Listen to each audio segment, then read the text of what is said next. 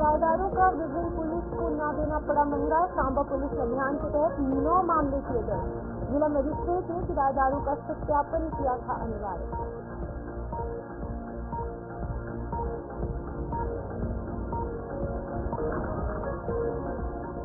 जम्मू कश्मीर सरकार का स्वास्थ्य सेवाओं के क्षेत्र में उम्दा कदम। पीईटी स्कैन और सीबीसीटी मशीन से की आधिकारिक दरें तय।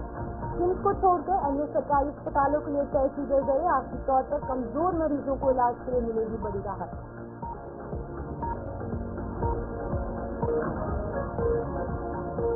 एक बार फिर से धधकने लगे डोडा जिले के जंगल।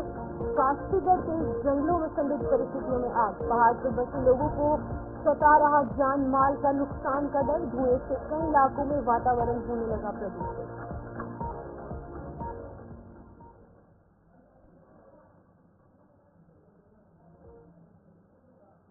नमस्कार, जम्मू कश्मीर का एक खास बुलेटिन देख रहे हैं आप और मैं हूं आपके साथ चित्तन शर्मा। तो चलिए शुरुआत करेंगे इस बुलेटिन की बड़ी खबर के साथ। बड़ी खबर कटरा से सामने आ रही है, जहां पर एक सड़क हादसा पेश आया है। कटरा के नजदीक यात्री बस हादसे का शिकार हो चुकी है। बता दें कि मूरी छक के पास ही सड़क हादसा पेश आया है, जिसमें कि 9 लोगों के घायल होने की सूचना प्राप्त हुई है। घायलों को कटरा के अस्पताल में भर्ती कराया गया है, जहां पर उनका इलाज लगातार जारी है। और तेज रफ्तार कहीं न कहीं इस हादसे का कारण बताई जा रही है। लगातार ओवर स्पीडिंग, लगातार ओवरलोडिंग, ये 2 चीजें सबसे बड़े कारण जो है वो बताए जाते हैं। और एक बार फिर से इन्हीं वजहों से मूरी चक के पास ही सड़क हादसा पेश आया है। तस्वीरें आपके सामने है। अब ट्रेन के जरिए इस बस को कहीं न कहीं साइड पर लगाने की कोशिश की जा रही। कई लोग इसमें सवार थे, लेकिन 9 लोगों के घायल होने की खबर निकलकर सामने आ रही है। अब इन लोगों के नाम क्या है, क्या कुछ पहचान है, कहां पर ये बस जा रही थी, उस हवाले से आपको अपडेट करने की कोशिश करेंगे। लेकिन अभी आपको बता दें कि जम्मू कश्मीर के कटरा से ये बड़ी खबर सामने आ रही है, जहाँ पर कि 9 लोग जो है वो इस सड़क हादसे में घायल हो जाते हैं। और इस सड़क हादसे में जो घायल लोग हैं उन्हें कटरा के नजदीकी अस्पताल में ले जाया गया है, जहां पर उनका इलाज लगातार जारी है। बड़ी खबर निकलकर सामने आ रही है। ओवर स्पीडिंग कहीं न कहीं कारण जो है वो बताया जा रहा है। अब पुलिस द्वारा यहाँ पर पूरे मामले का संज्ञान लिया जा रहा है। जैसे ही इस सड़क हादसे की सूचना पुलिस को मिलती है, पुलिस मौके पर पहुंचती है। स्थानीय लोगों की मदद से जो घायल है उनको अस्पताल ले जाने का जो प्रयास है वो लगातार किया जाता है। अभी 9 लोग घायल हुए हैं, उनका इलाज अभी फिलहाल लगातार जारी है। इस हवाले से अपडेट करने के लिए, जानकारी देने के लिए सोहन कोहली हमारे साथ कटरा से ज्वाइन कर चुके हैं। उनसे जानने की कोशिश करेंगे किस तरीके से इलाज हो रहा है, क्या कुछ पूरे कारण रहे। सोहन बताइएगा, इस हवाले से जानकारी दीजिएगा, अपडेट कीजिएगा। जहाँ पर एक्सीडेंट हुआ है 9 लोग घायल हुए हैं।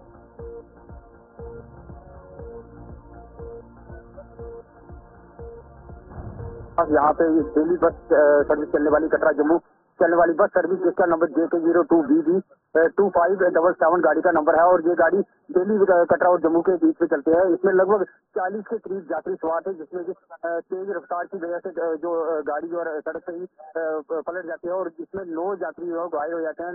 9 यात्री भी स्थानीय लोगों की मदद और पुलिस की मदद से उनको CIC कटरा इलाज के लिए लाया जाता है। और बताया जाता है कि गाड़ी जो, जहाँ तक हमने जानकारी मिली थी, गाड़ी जो तेज रफ्तार में थी, गाड़ी कटरा से जम्मू की ओर जा 40 के करीब सवारियां बैठी थी और 9 यात्री इसमें जो घायल हो जाए उनको CIC कटरा में इलाज के लिए लाया गया है।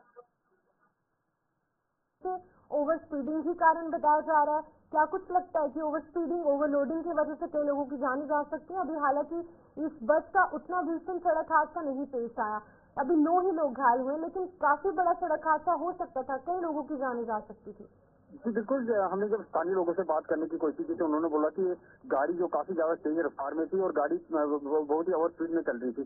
और यहाँ पे जो गाड़ी जो है, गाड़ी बिल्कुल ही सड़क में उल्टी हुई है और उसके साथ ही बड़ी बड़ी खाइयां भी थी और खाइयों में गिरती तो काफी ज्यादा जान का भी नुकसान हो सकता था। सोहन बताइएगा, अगर बात की जाए इस घायलों की, तो क्या इनकी स्थिति सामान्य बताई जा रही है या फिर ये क्रिटिकली इंजर्ड है? जी बिल्कुल, उनमें से 3 जो है, 3 की हालत जो थोड़ी गंभीर बताई जा रही है। उनको फिलहाल जम्मू में शिफ्ट किया जा रहा है। एक ही जो है बताया जा रहा है कि जो बैक की रीढ़ की हड्डी है वो भी टूटी थी, जहाँ तक सूत्रों के हवाले से खबर आ रही है। सोहन, क्या ये लोकल्स थे? क्या ये गाड़ी में जितने भी सवार यात्री थे 40 के करीब लोग हैं, क्या वो लोकल्स थे? जी बिल्कुल, ये कटरा और जम्मू के बीच में चलने वाली गाड़ी दिल्ली सर्विस है। इसमें यात्री भी थे और लोकल भी जो स्थानीय लोग लोकल भी सवार थे। तो बताइएगा पुलिस द्वारा किस तरीके से संज्ञान लिया जा रहा है इस पूरे मामले पर? जी बिल्कुल, पुलिस भी वहाँ पे मौके पे पहुंची है और पूरी तहकीकात कर रही है और जैसे ही जानकारी सामने आएगी तो उसके ऊपर कानूनी कार्रवाई भी की जाएगी। तो ड्राइवर के हवाले से बताइएगा, क्या वो भी घायल हुआ है?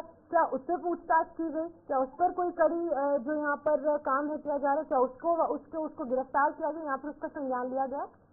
जी बिल्कुल, ऐसी अभी जो अपडेट हमारे पास पहुंची है, जैसे ही हमारे तक ये जानकारी पहुंची है तो हम आपके साथ साझा करने की कोशिश करेंगे। और सोहन, आखिरी सवाल यहाँ पर बताइएगा, जिस तरीके से अगर हम कटरा के हवाले से बात करें, काफी व्यस्त रहता है, काफी भीड़ भाड़ वाला इलाका है, ज्यादातर श्रद्धालु यात्री यहाँ पर पहुँचते हैं। इस तरीके की खबरें निकलकर अगर सामने आएंगी तो एक बुरा मैसेज, एक बुरा संदेश कहीं ना कहीं जम्मू कश्मीर का और धर्म नगरी कटरा का बाहरी राज्यों में जाएगा। अगर यहाँ पर ही ओवर स्पीडिंग, ओवरलोडिंग जैसी प्रक्रियाएं देखने को मिलेंगी तो गलत संदेश तो जाएगा, जाहिर सी बात है।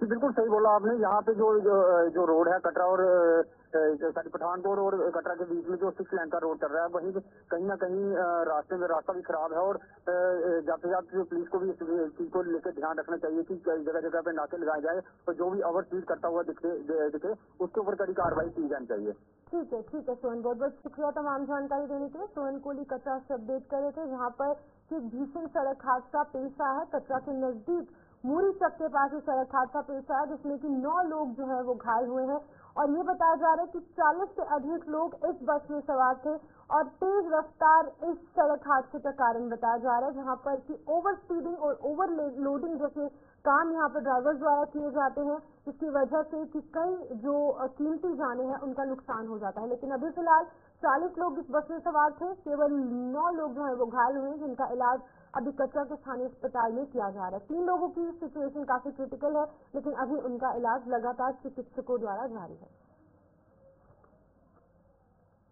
अब बात सांबा जिले की होगी, जहां पर पुलिस ने अपने किराएदारों का विवरण देने का जो काम है वो दिया था, लेकिन कहीं ना कहीं विवरण देने में नाकाम रहे मकान मालिकों के खिलाफ बड़ा अभियान छिड़ चुका है। सांबा पुलिस ने आदेश न मानने वालों पर शिकंजा कसते हुए 9 मामले दर्ज किए हैं। सांबा पुलिस स्टेशन में 5 मामले दर्ज किए गए, जबकि घगवाल और बड़ी ब्राह्मणा पुलिस स्टेशन में भारतीय न्याय संहिता के यहाँ पर संबंधित धाराओं के तहत 2-2 मामले दर्ज किए गए। जिला मजिस्ट्रेट द्वारा किराएदारों का पुलिस सत्यापन अनिवार्य कर दिया गया है और इस दिशा निर्देश का पालन करने में आरोपी व्यक्ति विफल रहे थे। जिला सांबा पुलिस प्रशासन ने किराएदार या फिर घरेलू सहायक की आड़ में आवासीय क्षेत्रों में राष्ट्र विरोधी तत्वों के रहने की कई घटनाओं के बाद सत्यापन की प्रक्रिया शुरू की थी। तो कई सालों से ये प्रक्रिया जो है वो लगातार जारी है। पुलिस द्वारा इसको लेकर अवेयरनेस भी क्रिएट की गई थी, लोगों को लगातार इसको लेकर दिशा निर्देश जारी किए गए थे कि जो भी लोग बाहरी राज्यों से यहाँ पर रहने आए हैं, चाहे वो किराएदार हैं या फिर वो फैक्ट्रीज में काम करने वाले लोग हैं, उनका सत्यापन जो है वो कहीं ना कहीं पुलिस तक पहुंचाना होगा। लेकिन कुछ लोग ये करने में नाकाम रहे और 9 मामले जो है वो अब जिला सांबा में दर्ज भी हो चुके हैं। तो हमारे साथ ऋषि खजूरिया ज्वाइन कर चुके हैं, उनसे जानने की कोशिश करेंगे। ऋषि, पूरा मामला क्या है, पहले जानकारी दीजिएगा। 9 केसेस दर्ज हुए हैं अलग अलग पुलिस स्टेशन में, क्या कुछ जानकारी है आपके पास? देखिए, बिल्कुल जिस तरह से जिला प्रशासन सांबा ने कुछ ही दिन पहले एक ऑर्डर जारी कर दिया था कि जिला सांबा में जो भी लोग अपने घरों पर टेनेंट्स यानी किराएदार रखते हैं या फिर डोमेस्टिक हेल्पर्स रखते हैं या फिर उसी के साथ फैक्ट्रीज में जो वर्कर्स काम करते हैं, आउटसाइडर्स काम करते हैं, तो उनका जो उनकी जो क्रेडेंशियल जो उनकी डिटेल इन्फॉर्मेशन है वो आपको कंसर्न पुलिस स्टेशन में जमा करानी है। ये आदेश जो वो दिए गए थे लैंडलॉर्ड को, हाउस ओनर्स को, लेकिन इसके बावजूद कहीं ना कहीं ऑर्डर्स की अवहेलना की गई है, ऑर्डर्स का पालन नहीं किया गया। उसी के चलते ये जो कार्रवाई है ये पुलिस ने शुरू कर दी है और यहाँ 9 FIR जो है ये सांबा जिला के अलग अलग लोकेशन में जो है वो लॉन्च की गई, जिसमें 5 FIR जो है ये सांबा में लॉन्च की गई है, 2 FIR घगवाल में लॉन्च की गई है और उसी के साथ एक जो है ये बड़ी ब्राह्मणा में FIR लॉन्च की गई है। लेकिन अब सवाल ये उठता है कि जब सुरक्षा की बात आती है तो सुरक्षा को सर्वोपरि रखना है, सुरक्षा को ध्यान में रखना है। उसी को लेकर ये ऑर्डर जो है वो पूरे जिला भर के लिए जारी किया गया था प्रशासन की तरफ से। लेकिन इसमें मेन तवज्जो दी गई थी बॉर्डर के इलाकों में, क्योंकि अक्सर हमने देखा कि बॉर्डर के इलाकों में भी आउटसाइडर्स जो काम करते हैं, यहाँ रहते हैं, खासतौर पर जो वहाँ के लोकल्स होते हैं उनकी जमीनें रेंट पर लेते हैं। कहीं ना कहीं इस तरह के लोगों की आड़ में कुछ ऐसे एंटी सोशल एलिमेंट्स या एंटी नेशनल एलिमेंट जो वो हावी हो सकते हैं, जो कि आपके इलाके में नुकसान पहुंचा सकते हैं, सुरक्षा में सेंध लगा सकते हैं। उसी को लेकर ये ऑर्डर प्रशासन ने जारी किया था, जिसके ऊपर मोहर डीसी सांबा राजेश शर्मा जी ने लगाई थी। और उसके बाद ये ऑर्डर जो वो पूरी तरह से सख्ती से इम्प्लीमेंट भी किया जा रहा था। लेकिन ये पहली बार ऐसा नहीं हुआ, इससे पहले भी कई बार ये ऑर्डर जारी किए गए हैं, लेकिन लोग जो वो इसे लाइटली लेते हैं। और आपके इलाके में कुछ लोग जो है यहाँ किराएदारों की आड़ में या डोमेस्टिक हेल्पर्स की आड़ में जो है इस तरह के ऐसी वारदातों को अंजाम दे देते हैं जो कि समाज के हित में नहीं होती। आपने जम्मू में भी पिछले एक ने देखा था कि एक जो डोमेस्टिक हेल्पर है वो किस तरह से मालिक मकान जो है वो उन्हीं के ऊपर हमला कर देता है, उनकी उसमें मृत्यु हो जाती है। तो इस तरह से चीजें हैं जो कहीं ना कहीं हिट करती हैं, समाज में एक गलत संदेश जाता है। और सुरक्षा जब इंटरनेशनल बॉर्डर के हवाले से सामने आती है को लाइटली ले रहे हैं, जिसकी वजह से पुलिस को कड़ा संज्ञान लेना पड़ता है। क्या कुछ लगता है कि लोग रिस्पॉन्सिबिलिटी क्यों नहीं समझ रहे हैं, क्योंकि सोशल सिक्योरिटी के लिए काफी ज्यादा अहम है। क्या कुछ लगता है, क्या कारण हो सकते हैं लोग इतना लाइटली इस चीज को ले रहे हैं? देखिए, बिल्कुल यही सवाल जो है वो हमने कल डीसी सांबा राजेश शर्मा जी से भी दिया था कि कुछ लोग इस बात को लाइटली लेते हैं। तो उनका भी ये जवाब था कि कहीं ना कहीं देखिए, आप जब कुछ आसपास समाज में ऐसा होता देख रहे हैं, मान लीजिए एक सफाई का उदाहरण उन्होंने ये दिया कि अगर आप बाजारों से गुजरते हैं तो आपको गंदगी नजर आती है, लेकिन क्या वही गंदगी आप अपने घरों पर बर्दाश्त कर सकते हैं? तो यही चीज है कि अपने आप को आसपास जो वो साफ सुथरा रखना है। इसी तरह से सुरक्षा भी जो है वो देश की सर्वों पर है, इसलिए सुरक्षा को भी ध्यान में रखना है। तो कुछ लोग जो है वो किराएदार तो रख लेते हैं, लेकिन उनके पहले क्रेडेंशियल चेक नहीं करते हैं, उनका बैकग्राउंड चेक नहीं करते हैं। इसीलिए कहा गया कि अगर आप किसी को अपने घर पर पनाह देते हैं, रखते हैं उसको एज ए किराएदार, तो आप सबसे पहले उनकी क्रेडेंशियल चेक करें। कहीं ऐसा ना हो कि आप उनकी क्रेडेंशियल मंगवाते हैं, इतनी देर में कोई ऐसी वो वारदात को अंजाम दे दिया हो जो कहीं ना कहीं काफी एक बुरा असर डाल दे। उसी को लेकर ये ऑर्डर जारी किया गया था। लेकिन मुझे लग रहा है कि जैसे ये ऑर्डर जारी किया गया प्रशासन की तरफ से और एक वास्ट मैसेज जो वो दिया गया प्रशासन की तरफ से, बताइएगा बॉर्डर के पास का ये सांबा इलाका है, ये प्रक्रिया अगर कंप्लीट हो जाती है तो कितना फायदेमंद होगा? जल्दी से जवाब दीजिएगा। देखिए, प्रक्रिया जो वो लगातार की जा रही है, इसमें आप देख रहे हैं कि लगातार सख्ती से जो ऑर्डर है इसे इम्प्लीमेंट भी कराया जा रहा है। लेकिन इसके साथ पुलिस ने अपनी कार्रवाई शुरू कर दी है। और मुझे लगता है कि बॉर्डर के इलाके में रहने वाले जो लोग हैं, अगर वो अपने घरों पर किराएदार या डोमेस्टिक हेल्पर्स रख रहे हैं या अपनी जमीनें किराए पर दे रहे हैं, तो उनको सोच समझ कर ये फैसला लेना है। अगर ले रहे हैं तो आपको कुछ नहीं करना, साधारण अपने उनकी डिटेल्स जो वो क्रेडेंशियल नजदीकी पुलिस स्टेशन में जमा कराने हैं, ताकि आपके ऊपर इस तरह की कार्रवाई ना हो। देखिए, सख्ती से एसएसपी साहब ने भी अर्ज किया सांबा के लोगों को कि आप लोग हमारा साथ दें, इस तरह की जो कार्य किए जा रहे हैं उसमें आप एक कदम आगे बढ़ाएं, ताकि सुरक्षा भी ध्यान में रखी जाए और तमाम लोगों की सेफ्टी जो है वो बनी रहे। तो अगर नहीं करते हैं ऐसा काम तो उसके ऊपर कार्रवाई उक्त होना जो वो अनिवार्य हो जाते हैं। जिससे बीएनएस के तहत ये कार्रवाई की गई है। 2 FIR जो है वो पूरे जिला भर में लॉन्च की गई है। ठीक है ऋषि, बहुत शुक्रिया तमाम जानकारी देने के लिए। ऋषि खजूरिया सांबा से अपडेट कर रहे थे, जहाँ पर की पुलिस ने अब कड़ा संज्ञान लेना शुरू कर दिया है। 9 यहाँ पर FIR जो है वो दर्ज किए गए हैं, 5 जिला सांबा के पुलिस स्टेशन में और 2 की अगर बात की जाए तो गढ़वाल में और 2 बड़ी ब्राह्मणा में। तो एक बार फिर से पुलिस द्वारा सख्त एक्शन जो है वो देखने को मिल रहा है।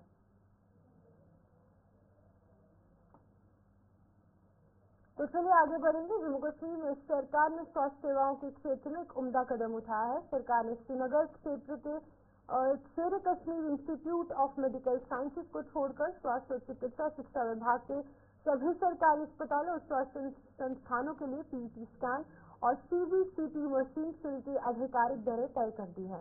सरकारी आदेश के अनुसार फुल बॉडी PET स्कैन की दर 10,000 रुपये होगी और PET स्कैन कार्डियक मेटाबॉलिज्म के लिए 4,000 रुपये की दर निर्धारित की गई है। सरकार का ये महत्वपूर्ण कदम मरीजों, विशेष तौर से जो आर्थिक तौर पर कमजोर लोग हैं और जो लोग हैं जिनको की काफी ज्यादा दिक्कतें पेश आ रही हैं, उनके लिए कारगर साबित होगा। तो हमारे साथ इस खबर पर जानकारी देने के लिए शिल्पा शर्मा ज्वाइन कर चुके हैं। शिल्पा से जानने की कोशिश करेंगे। शिल्पा, एक और बड़ा कदम नई सरकार द्वारा लिया गया है, कितना लाभ लोगों को होगा इसका? जम्मू कश्मीर के सरकारी अस्पतालों में जो है वो पेट स्कैन की मशीनों के दरें तय कर दी गई। हालांकि इससे पहले अगर मैं जम्मू की बात करूँ तो जम्मू के स्टेट कैंसर इंस्टीट्यूट में 3-4 माह पहले ही पेट स्कैन मशीन को लाया गया था और तब से लेकर अब तक 300 से भी ज्यादा मरीजों का जो है वो यानी कि सर्विस जो है वो प्रोवाइड की गई है। 300 से भी ज्यादा मरीजों को जो है वो पेट स्कैन किया गया है। लेकिन अब जिस प्रकार से दरों को तय किया गया है, लेकिन खासतौर पर जो यहाँ पर BPL के मरीज है जो है वो सर्विस दी जाएगी, यानी कि उनसे कोई भी बिल जो है नहीं वसूले जाएंगे, कोई भी पैसा निजी अस्पतालों में देखेंगे तो निजी अस्पतालों में बहुत ज्यादा रेट जो है वो देखने को मिलता है। अगर आप होल बॉडी का देखेंगे तो होल बॉडी जहाँ पर सरकारी अस्पतालों में जो है वो 10,000 से रखा गया है, और वहीं पर निजी अस्पतालों की बात करें तो निजी अस्पतालों में इससे भी ज्यादा रेट जो है वो देखने को मिलते हैं। देखिए, ये कैंसर के जो मरीज है उनके लिए ये बेहद ही एक बात है, ये टचस्क्रीन मशीन, और एक बहुत बड़ी योगदान भी है, क्योंकि जिन्हें अगर फर्स्ट स्टेज में ही जो है यानी कि वो कैंसर है तो इसका पता लगाया जा सकता है, जिसका जल्द से जल्द है ये इलाज किया जा सकता है। तो दरअसल जिस प्रकार से मैं आपको बता दूं कि होल बॉडी का अगर कोई भी स्कैन करवाता है तो उसे करीबन 10,000 के करीब देना होता है। मेटाबॉलिज्म का 4,000 के करीब, जिस प्रकार से आपने कहा, डायबिटीज बायोप्सी का 1,200 का स्कैन, रिलीज ऑफ आउटसाइड 600 और सीबीसी मशीन चार्जेस का जो है वो 1,200 यहाँ पर रखा गया। तो ये कैंसर मरीजों के लिए बेहद ही ये जो स्कैन मशीन लाई गई है जम्मू में, पिछले कुछ माह पहले ही लाई गई है। जब ये लाया गया था तो डॉक्टर प्रिंसिपल से हमने आशुतोष गुप्ता जी से बातचीत की थी, जिन्होंने कहा था कि जल्द से जल्द इनके रेट भी तय किए जाएंगे। इससे पहले अभी तक बेस्ट सर्विस जो है जो कैंसर के मरीज है उन्हें प्रोवाइड की जा रही थी, और 300 के भी अधिक जो मरीज वहाँ पर पहुंचे थे कैंसर इंस्टीट्यूट में, उन्हें जो है वो अभी तक ये सर्विस जो है वो फ्री की जा रही है। शिल्पा, ये जो दरें तय की गई है, क्या इसमें कुछ लिमिटेशन होगी, क्या कुछ क्राइटेरिया होगा, या फिर सभी लोग इस चीज के अंदर फॉल करेंगे? आज बिल्कुल इसी प्रकार से मैंने कहा कि जो बीपीएल मरीज है यानी कि जो मरीज आते हैं उनके लिए ये बिल्कुल फ्री सर्विस करने वाली है। उन्हें किसी प्रकार का कोई भी उन्हें कोई भी पैसे नहीं देने नहीं है, होल बॉडी हो गया या फिर जिस प्रकार से मेटाबॉलिज्म हो गया, कोई भी दर नहीं देनी, कोई भी बिल कोई भी पैसे नहीं देने। तो जो बीपीएल मरीज है उनके लिए ये दर जो बीपीएल मरीज है उनके लिए सभी जो है कोई तरीके से फ्री रहने वाली है, लेकिन जो बाकी मरीज है उन्हें जो है वो रेट के हिसाब से जो है वो स्कैन करवा सकते हैं। और जिस तरीके से सेंट्रल गवर्नमेंट की बात की जाए, उनके द्वारा आयुष्मान भारत स्कीम लागू की गई और जम्मू कश्मीर की सरकार भी लगातार कदम उठा रही है, लेकिन शिल्पा स्किम को इससे बाहर रखा गया है, उसको एक्सक्लूड किया गया है, उस हवाले से बताइएगा। बिल्कुल, देखिए जम्मू कश्मीर की अगर बात करें तो जितने भी सरकारी अस्पतालों में इनमें जो है ये दरें तय की गई है, लेकिन अस्पताल वहाँ पर इस दर को जो है नहीं किया गया है, इसे जो है इसके लिए से बाहर रखा गया है। क्योंकि अब देखिए जो निजी अस्पताल है वहाँ पर काफी ज्यादा जो है महंगी हालांकि इस चीज की बात करें तो फिलहाल इसे जो बाहर रखा गया है, सारी जानकारी नहीं है, लेकिन तमाम इसकी वजह से कहीं ना कहीं जो कुछ शरारती तत्व जो है अस्पताल में काम करते हैं, जो लोगों से अधिक वसूली करते हैं, उन पर भी फुल स्टॉप लग जाएगा। जी बिल्कुल, देखिए अगर हम इससे पहले की बात करें तो हालांकि देखिए कहीं ना कहीं सर्विस जो है वो फ्री दी जाती है, लेकिन इस राष्ट्रीय जो अस्पताल में पाए जाते हैं, जो देखिए मरीज गाँव से भी आते हैं, कई मरीज ऐसे हैं जो शहर से भी आते हैं, कई मरीज ऐसे जो ग्रामीण क्षेत्र से ऑडियो क्लियर नहीं है, तो फिलहाल शिल्पा जो है यहाँ पर अपडेट कर रहे थे कुछ चीजों को लेकर, जहाँ पर बड़ा कदम जो है वो यहाँ पर स्वास्थ्य विभाग द्वारा लिया गया है। और अगर जम्मू कश्मीर सरकार की बात की जाए, उन्होंने यहाँ पर लिया है कि जो दरें हैं अब फुल बॉडी स्कैन की, फुल बॉडी चेकअप की, वो कहीं ना कहीं अब तय किए गए हैं, जिसकी वजह से सीधे तौर पर फायदा जो है वो आर्थिक तौर से कमजोर लोगों को होगा। जिला डोडा के जंगल एक बार फिर से धधकने लगे हैं। जिले के काश्तीगढ़ इलाके के जंगलों में संदिग्ध परिस्थितियों में आग लगने से लोग दहशत में आ चुके हैं। आग धीरे धीरे फैलती जा रही है और जंगल के नजदीक पहाड़ पर बसे लोगों को जान और माल का नुकसान जो है उसका डर सताने लगा है। आग से उठ रहे धुएं का असर कई इलाकों में देखने को मिल रहा है और वातावरण जो है वो भी प्रदूषित होने लगा है। इसकी वजह से लोगों को कहीं ना कहीं दिक्कतें पेश आ रही है। तो आपको बता दें कि ये तस्वीरों में आप देख सकते हैं, ये काश्तीगढ़ के जंगल है जहाँ पर की लगातार आग जो है वो देखने को मिल रही है। लोगों को काफी ज्यादा दिक्कतें पेश आ रही है। हमारे साथ विकास मनहास ज्वाइन कर चुके हैं डोडा से सवाल से अपडेट करने के लिए। विकास, एक बार फिर से डोडा में जो जंगल है वहाँ पर आग लग चुकी है, क्या कुछ लगता है क्या कारण हो सकते हैं? क्योंकि पहले भी हमने देखा था कई दिनों तक जो डोडा के जंगल है वो आग की चपेट में देखने को मिले थे। मैं आपको बता दूं ये काश्तीगढ़ का एरिया है, यानी लल्हू धंधल जो जुड़ता हुआ देवता के साथ जुड़ा हुआ एरिया है, जहां पर जंगलों में जो है आज की आग देखने को मिल रही है। ऐसे में लगातार लोग जो है जंगल को जला रहे हैं और एनवायरनमेंट को खत्म करने का प्रयास कर रहे हैं। लगातार एडमिनिस्ट्रेशन डोडा से लोग अपील भी कर रहे थे कि कम से कम इस चीज को देखा जाए और आने वाले समय में, ताकि लोग जो है इन चीजों से बचे भी, क्योंकि लगातार इन्वायरमेंट को खत्म करने का प्रयास किया जा रहा है और धुंध जो है बिल्कुल आस पास छा रही है और काफी लंबे समय से बारिश ना होने के कारण आग की चिंगारी लगातार जंगल को तबाह कर रही है। विकास, जो यहाँ पर वन विभाग है, यहाँ पर जो अलग अलग विभाग है, कंसर्न डिपार्टमेंट, क्या कुछ लगता है कि क्यों नाकाम रह रहे हैं वो? क्योंकि पिछले दिनों में भी आग देखने को मिली, एक बार फिर से वहाँ पर आग लग चुकी है, सीधे तौर पर लोगों को दिक्कतें पेश आ रही है। जी, पर मैं आपको बता दूं, ये जंगल वाला एरिया होता है, यहाँ पर काफी मुश्किल होता है जाना और ऐसे में सूखा घास होता है और काइलों से घिरा हुए जो पत्ते होते हैं या जो चीजें होती है वो यहाँ पर गिर जाती है। ऐसे में ये चीजें गिरने के बाद यहाँ पर आग अगर एक बार लग जाती है तो काफी लंबे समय तक ये आग जो है अपनी चपेट में आ जाती है और अपने आप ही अगर खत्म हुई तो ठीक, वरना यहाँ तक पहुँचना यहाँ की एडमिनिस्ट्रेशन यानी जो फॉरेस्ट डिपार्टमेंट है वो भी नहीं पहुँच सकते। ऐसे में लोग भी प्रयास करते हैं, लेकिन लोगों की जो कसूर है, क्योंकि लोग ही इसको आग लगाने वाले हैं, तो ये चीजें लोगों को भी देखनी चाहिए कि इस तरह का कोई काम ना करे जिसकी वजह से हमारा एनवायरमेंट भी बचे रहे। एक तरफ से जंगल बचाने का प्रयास किया जा रहा है और दूसरी तरफ कई लोग जो है खत्म करने पे तुले हुए हैं। बिल्कुल विकास, अवेयरनेस की कमी हम कह सकते हैं यहाँ पर, क्योंकि आज भी लोगों की वजह से इन जंगलों में आग लग रही है। जी हाँ, बिल्कुल इस तरह की चीजें लोगों को देखनी चाहिए और कई लोग जो है अपने फायदे के लिए भी इस तरह का काम करते हैं ताकि घास ज्यादा बड़ी होने के बाद जो है दोबारा से आग लगा देते हैं, लेकिन अपने फायदे के लिए लोग जो है काफी इस तरह की घिनौनी हरकत करते हैं जिसकी वजह से कितना एनवायरमेंट में प्रदूषण फैल जाता है, जिसकी वजह से कई लोग जो है आज की सर्दी के मौसम में बीमार भी हो जाते हैं, क्योंकि धुंध से बिल्कुल आसपास पूरा छाया होता है और ऐसे में जितने भी तो सांस लेने में भी लोगों को दिक्कत होती है। तमाम चीजें जो है लोगों को देखनी चाहिए कि इस तरह का कोई भी काम न करे जिसकी वजह से जंगल तबाह ना हो और साथ में जो जंगली जानवर हैं या फिर जो पेड़ पौधे हैं उनको भी बचा दिया जा सके। ठीक है विकास, बहुत बहुत शुक्रिया तमाम जानकारी देने के लिए। विकास मनहार डोडा से अपडेट कर रहे थे, जहाँ पर कि लगातार तस्वीरों में भी आप देख सकते हैं कि लगातार कास्टीगढ़ की ये जंगल है जहाँ पर कि आग भड़क रही है और कंसर्न डिपार्टमेंट जो है वो कहीं ना कहीं इस आग को बुझाने में नाकाम साबित हो रही है।